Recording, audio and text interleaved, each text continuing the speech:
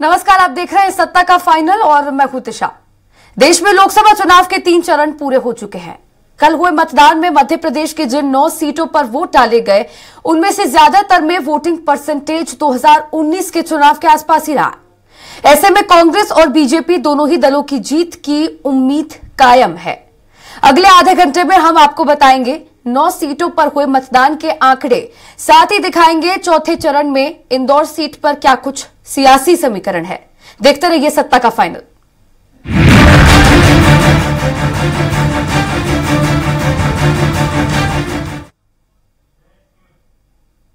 तीसरे चरण के चुनाव में मध्य प्रदेश की जिन 9 सीटों के लिए 7 मई को वोट डाले गए, उनमें ज्यादातर सीटों में पिछले चुनाव से मिलता जुलता पैटर्न ही नजर आया, यानी कि मत प्रतिशत बीते चुनाव के लगभग बराबर ही रहा।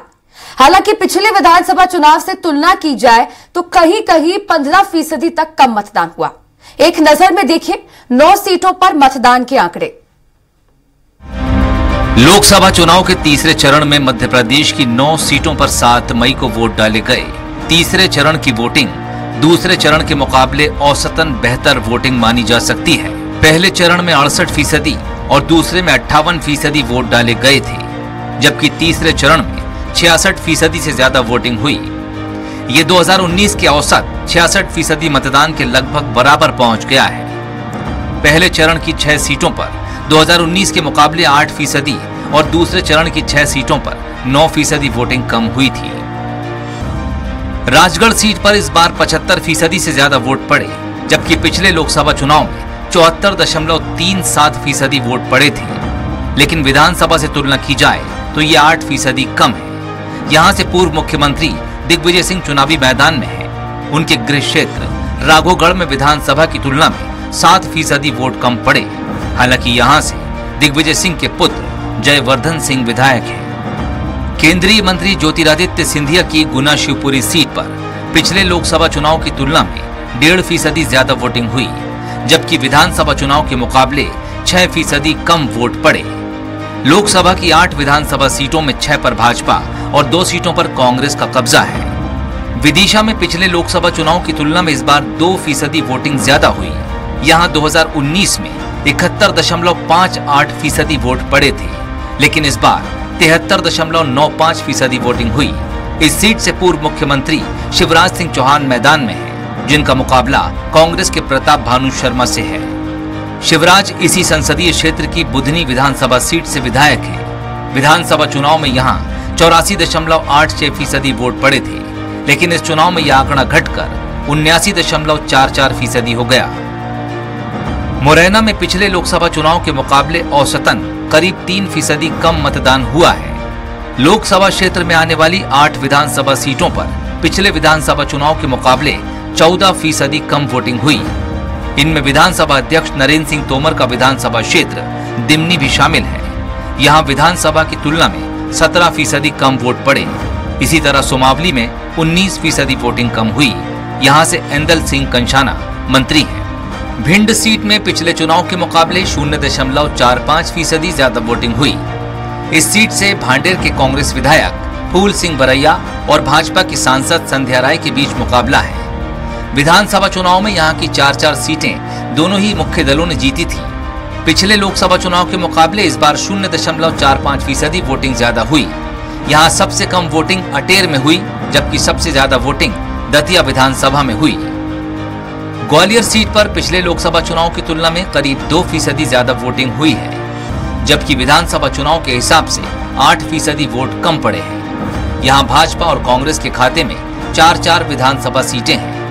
विधानसभा की तुलना में दोनों ही पार्टियों के कब्जे वाली सीटों पर 8% वोटिंग कम हुई। सागर लोकसभा सीट पर पिछले चुनाव के मुकाबले 0.32% वोटिंग कम हुई, जबकि विधानसभा से तुलना करें तो 10% वोटिंग कम हुई। यहाँ की 8 में से 7 विधानसभा सीटों पर भाजपा और 1 सीट पर कांग्रेस का कब्जा है। मंत्री गोविंद सिंह राजपूत के विधानसभा क्षेत्र सुर्खी में विधानसभा की तुलना में करीब 10% वोट कम पड़े। भोपाल लोकसभा सीट पर 62.56% मतदान हुआ। पिछले लोकसभा की तुलना में ये 3% कम है, लेकिन विधानसभा चुनाव की तुलना में इस सीट पर 6% वोटिंग कम हुई। यहाँ 8 में से 6 विधानसभा सीटों पर भाजपा का कब्जा है। विधानसभा की तुलना में मंत्री विश्वास सारंग के नरेला क्षेत्र में 6% वोटिंग कम हुई, तो कृष्णा गौर के गोविंदपुरा क्षेत्र में 3% वोटिंग कम हुई। पिछले लोकसभा चुनाव में बैतूल में 78.09% वोटिंग हुई थी, लेकिन इस बार 5% कम वोट पड़े। 8 विधानसभा क्षेत्रों में सबसे कम हरसूद में 66.82% वोट पड़े। इस सीट से मध्य प्रदेश के कैबिनेट मंत्री विजय शाह विधायक हैं। Election desk, Swaraj Express. Madhya Pradesh के आर्थिक राजधानी इंदौर में कांग्रेस प्रत्याशी अक्षय कांति बम के बीजेपी ज्वाइन करने के बाद यहां चुनावी समीकरण बदल गए हैं। नए समीकरणों से जहां बीजेपी उत्साहित नजर आ रही है, तो कांग्रेस खुद को ठगा सा महसूस कर रही है। इस बार कांग्रेस के वोट नोटा को मिलेंगे, इस बात की भी चर्चा हो रही है। क्या है नए समीकरण और क्या कहती है इंदौर की जनता, देखिए खास रिपोर्ट। अपनी साफ सफाई के लिए दुनिया भर में पहचान रखने वाला शहर इंदौर ताजा सियासी घटनाक्रम के बाद तोड़फोड़ की सियासत के लिए भी खूब मशहूर हो रहा है। प्रदेश में पूरे दमखम के साथ चुनाव लड़ रही कांग्रेस के लोकसभा प्रत्याशी अक्षय कांति बम के नामांकन वापस लेने और बीजेपी में शामिल होने के बाद इंदौर की सियासत में समीकरण बदल गए हैं। कुछ लोगों की राय के बिना विपक्ष के लोकतंत्र कमजोर हो रहा है, तो कुछ लोग इसे मोदी का जादू बता रहे हैं। लेकिन मौजूदा हालात में बीजेपी लोकसभा प्रत्याशी शंकर लालवानी को फायदा होता नजर आ रहा है। मध्य प्रदेश की आर्थिक राजधानी इंदौर शहर के अंदर लोकसभा चुनाव को लेकर लगातार जो है बीजेपी जो है कहीं न कहीं मैदान के अंदर, और जिस तरह के समीकरण जो है इंदौर के अंदर देखे गए हैं, जहां कांग्रेस प्रत्याशी अक्षय बम ने बीजेपी का दामन थाम पर अपनी लोकसभा चुनाव का जो पर्चा था वह कहीं न कहीं वापस ले लिया था। उसके बाद कुछ जनता हमारे साथ मौजूद है, हम उनसे बात करते हैं।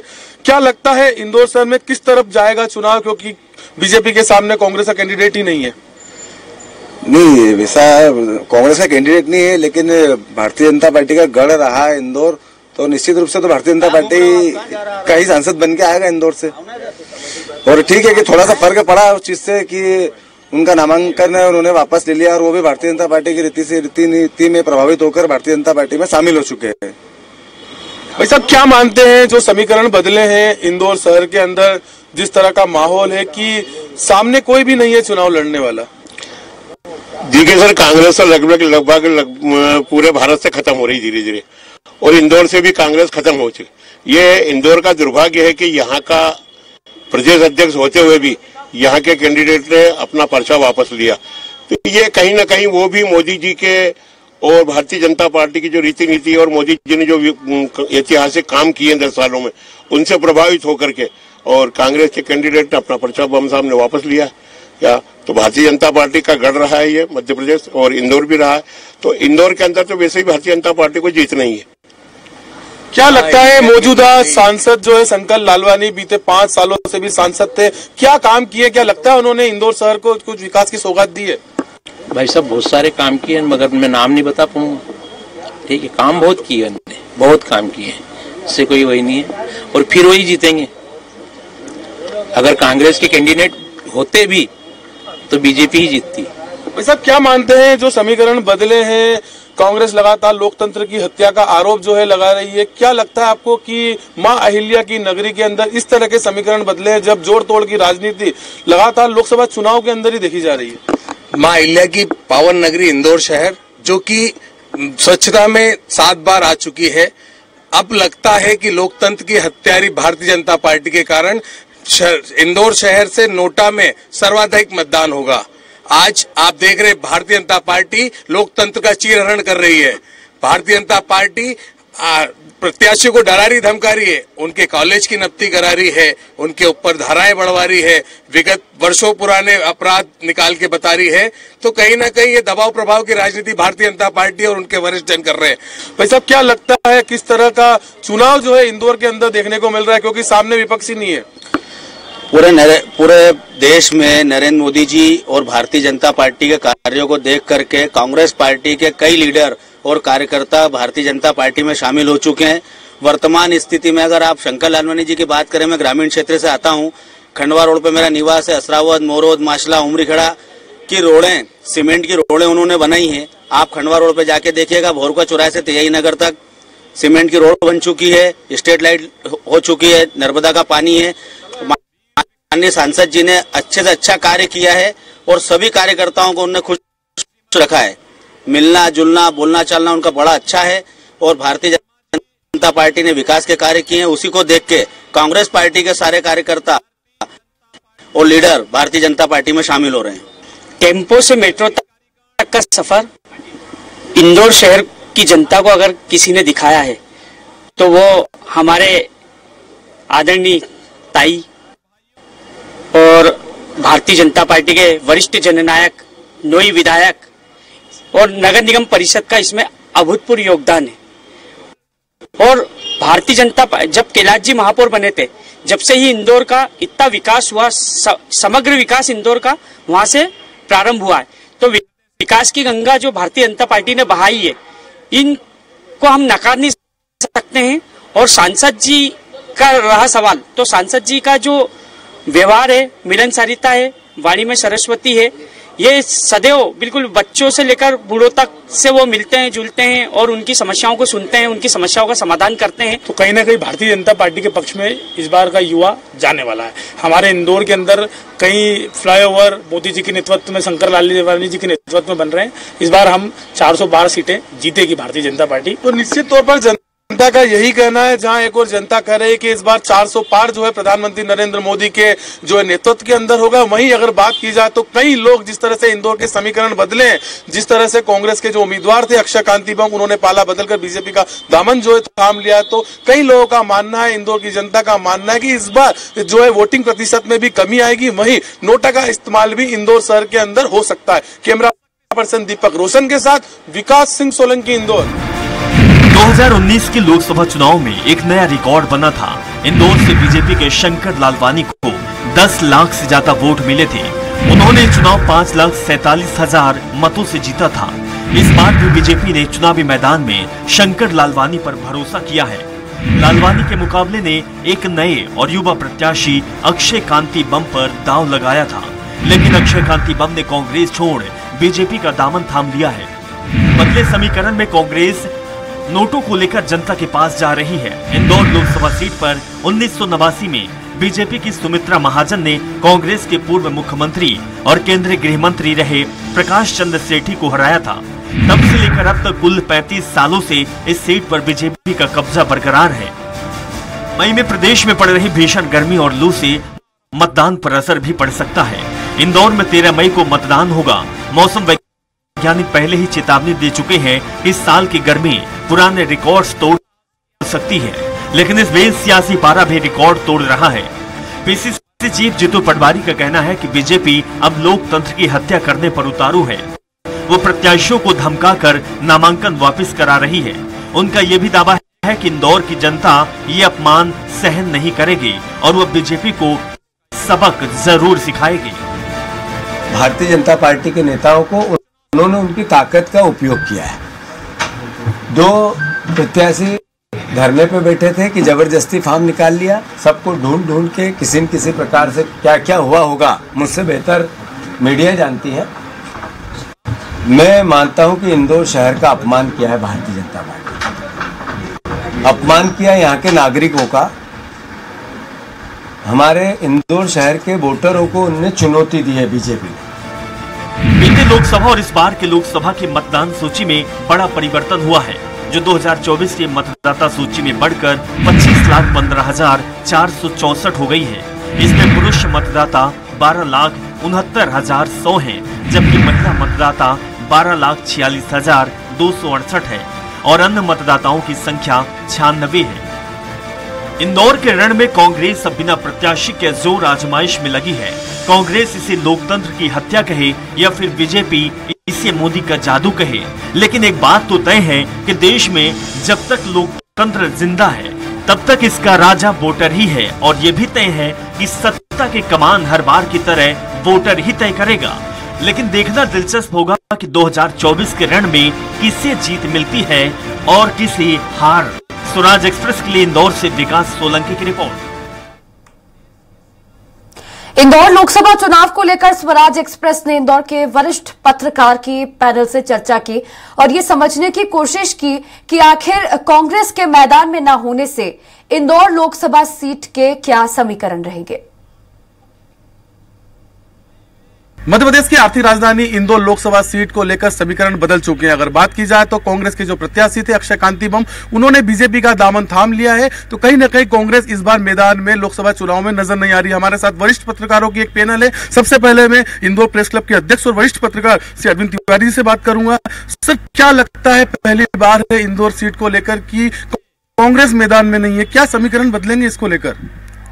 देखिए, देश में लोकसभा चुनाव की शुरुआत 1952 में हुई थी और 1952 से लेकर आज तक जितने चुनाव हुए उसमें ये पहला मौका है जब इंदौर संसदीय क्षेत्र में कांग्रेस का उम्मीदवार मैदान में नहीं है। तो कांग्रेस के उम्मीदवार के मैदान में न होने के कारण इस संसदीय क्षेत्र के सारे समीकरण बदल गए।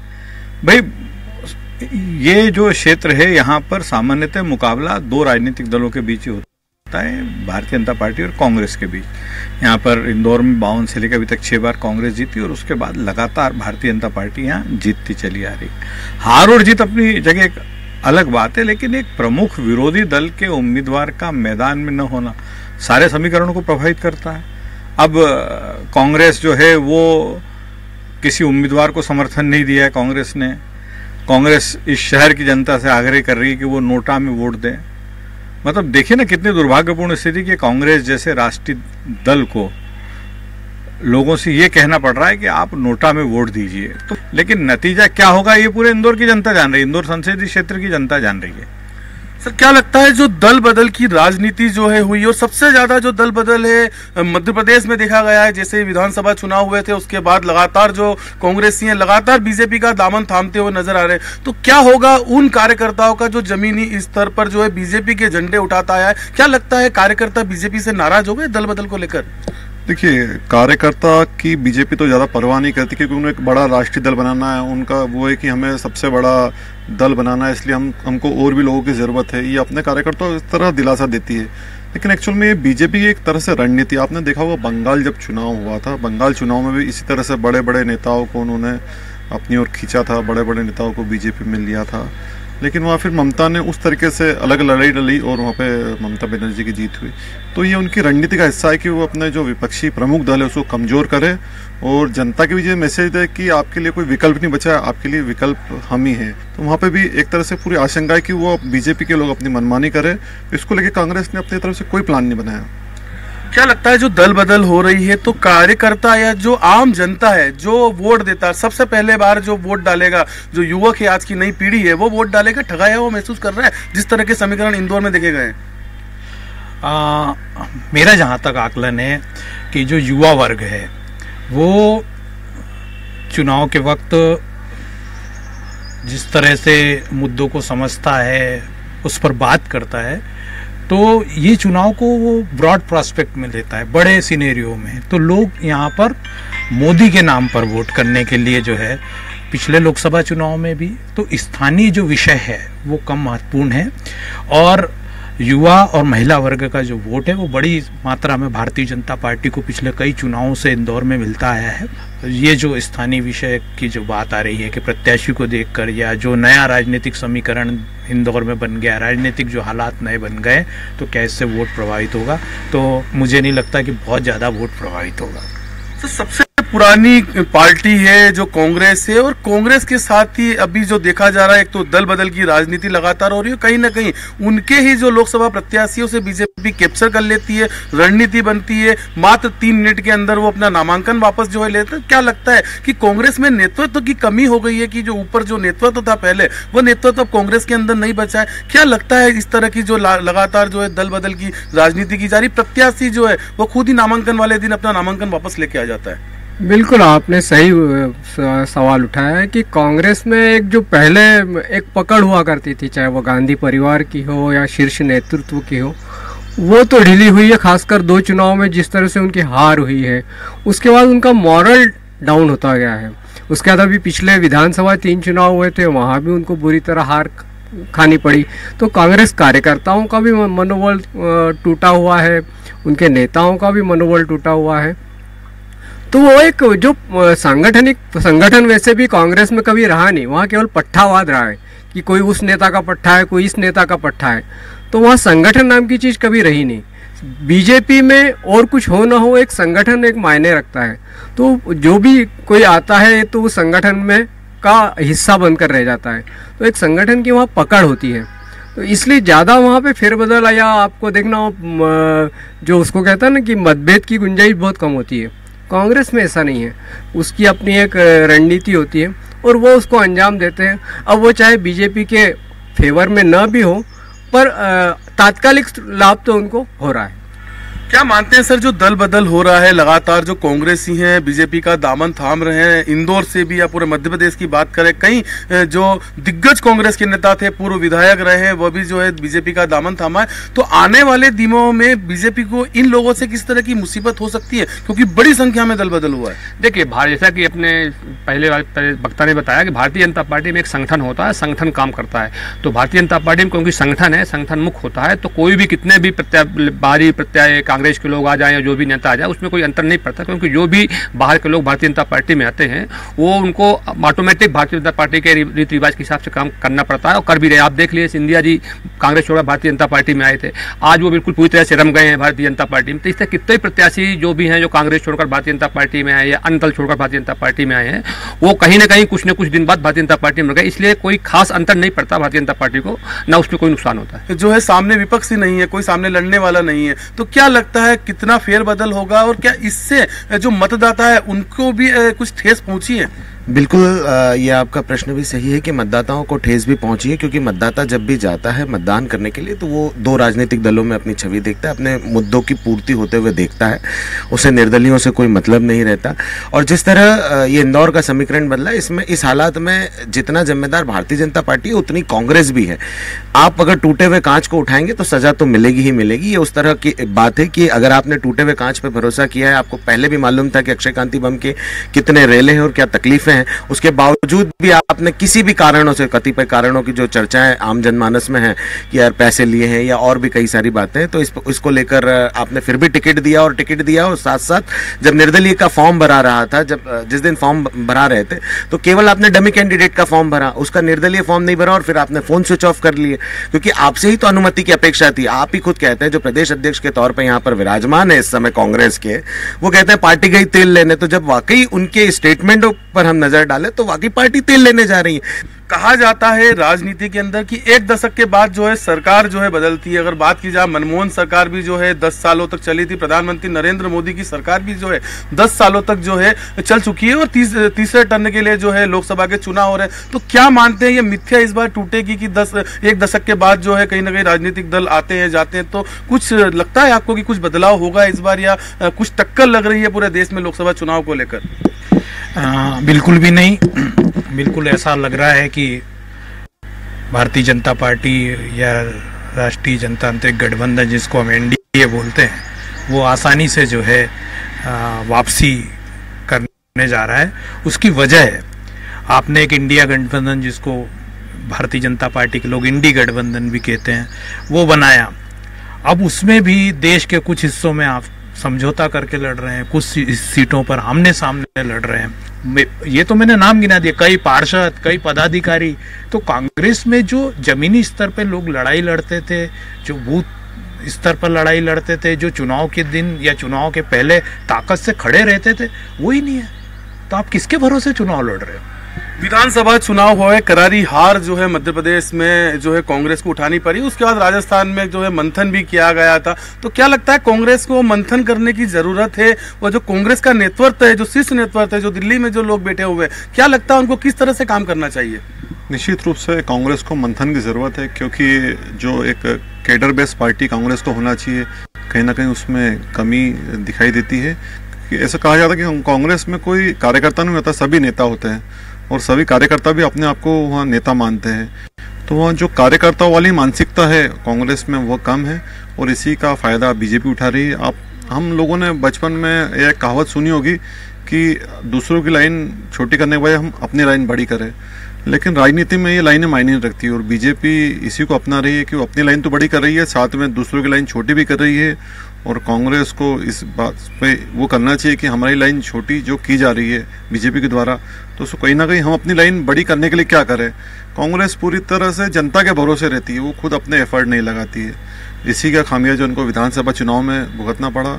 बताने के लिए, एग्जाम्पल सेट करने के लिए बीजेपी ने इंदौर में रणनीति अपनाई। इंदौर की जो रणनीति रही वह बीजेपी जो है कांग्रेस के प्रत्याशियों को डराने में जो है कहीं ना कहीं रही है कि जो दूसरे प्रत्याशी वह डरे। आपसे आखिरी सवाल पूछूंगा मैं कि क्या लगता है इंदौर का जो भविष्य क्या रहेगा, जिस तरह की राजनीति जो उठापटक इंदौर शहर के अंदर हुई है, तो क्या लगता है आपको कि इंदौर का क्या भविष्य रहेगा और मतदाता जो है, युवा मतदाता हो चाहे महिला हो, तो किस तरह का महसूस कर रहा है मतदाता अभी? देखिए, जैसा कि अभिषेक ने भी बताया, देखिए भविष्य की जहां तक बात है तो भविष्य तो इंदौर को अच्छा रहेगा, इसमें कोई दो राय नहीं है। तो युवा मतदाता को पता है कि हमको जो विकास किया उसको वोट देना, तो खासकर अंतर नहीं पड़ने वाला है, युवा उसी के पक्ष में जाए जिसने विकास किया।